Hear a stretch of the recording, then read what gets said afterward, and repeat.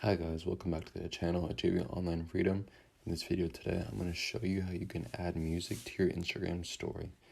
This is very easy, so let's get started right away. So the first thing you want to do is to open up the Instagram app.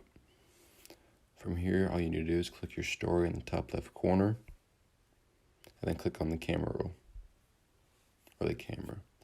And then here, you just want to click a photo, and then in the top right, there's going to be a little sticker emoji. You want to click that. And then you want to look up music. Here it pops up, click music. And from here you can click any of these songs.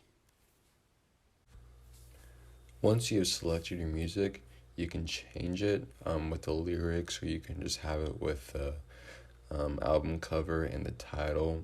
Then you can also change the actual title color into many different colors by clicking the color button.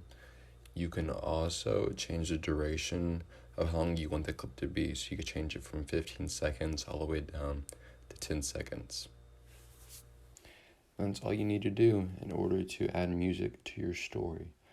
I hope this video helps, and if it did, please make sure to leave a like and subscribe to the channel. It helps out the channel a lot, and I will see you in the next video.